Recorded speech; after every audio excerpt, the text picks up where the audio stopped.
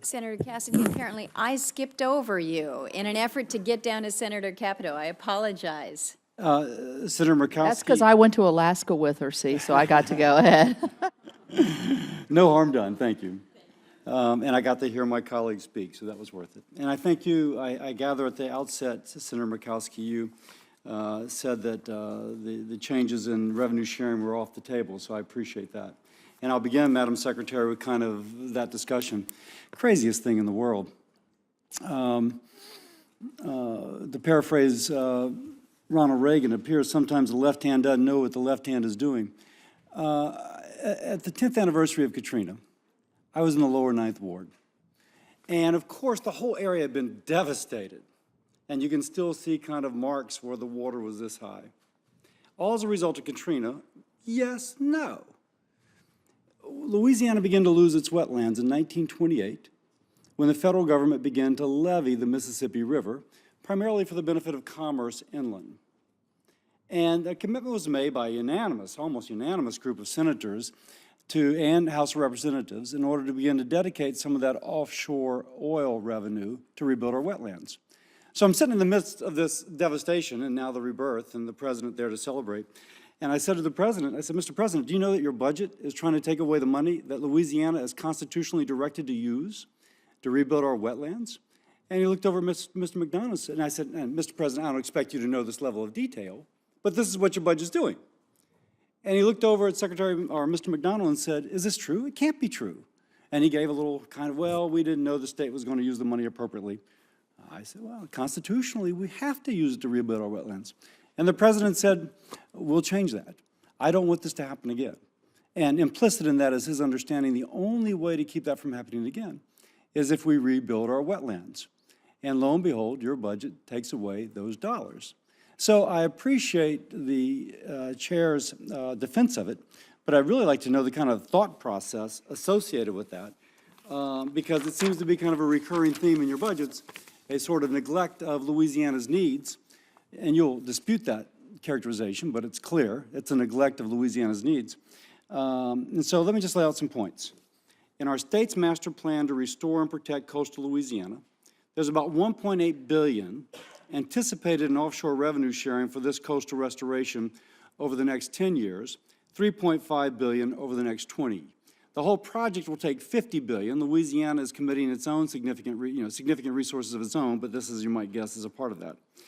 The Coastal Climate Resilience Program referenced on page 5 of your testimony basically deprives those Gulf Coast communities the resources and predictability that is currently given. So the contracts won't be let with the same sort of understanding. So again, I'm not sure how your department arrived at this.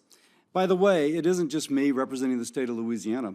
The Environmental Defense Fund, the National Wildlife Federation, the National Audubon Society, and the Lake Pontchartrain Basin Foundation stated, as a group, they are, quote, disappointed by the budget's proposed diversion of critically needed and currently dedicated funding for coastal Louisiana and the Mississippi River Delta. By the way, Oxfam America, a group dedicated to fighting poverty, stated that, quote, America's Gulf Coast is home to some of our nation's highest rates of poverty, greatest risk of natural hazards like sea level rise, hurricanes, flooding, and coastal land loss. Oxfam recognizes and appreciates efforts to promote more equitable sharing of offshore energy revenues and support new investments in the resilience of our coastal community. All this, let me ask, the federal government's decision, let me just ask, do you dispute that the federal government's decision to channel the Mississippi River for the benefit of the rest of the country's economy has had a negative impact upon our coastline? We may just dispute the facts, so I guess I'd like to start there. Let me start by saying that there's no question that Louisiana's wetlands have been impacted over the years by the channelization. I've been out and I've seen Mr. Go and what's happened when that has been blocked off and the rebuilding of the barrier islands. I've seen that personally. I've been out to a lot of these coastal wetlands that are diminishing, and I acknowledge that Louisiana has a significant problem with coastal erosion that is exacerbated by sea level rise, climate change, and of course that was very much brought home to the world in Hurricanes Katrina and Rita on that region. We believe that coastal communities like Louisiana do warrant additional support. We have recommended in this budget that the Go Mesa program, which distributes revenue sharing for 4 Gulf Coast states, go to coastal reclamation projects across the country, including the Gulf Coast. Of course, that'll subtract Because- substantially from what the area most vulnerable will receive. Well, I think it would, it's fair to say, having been also to the Arctic, that they are having significant problems with coastal erosion as well. And this was an effort on our part to say, these are federal waters in the Gulf Coast, as well as, offshore and other areas that belong to all Americans. And the benefit of the revenue from that supports the Land and Water Conservation Fund, but also, we believe, should support coastal resilience projects as opposed to just being limited to those 4 Gulf Coast states. Except So- seeing that those areas are the ones most impacted, and it is their, if affect their federal lands.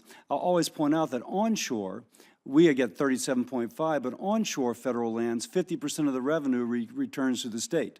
So there's already a decrease in the amount that the coastal states receive.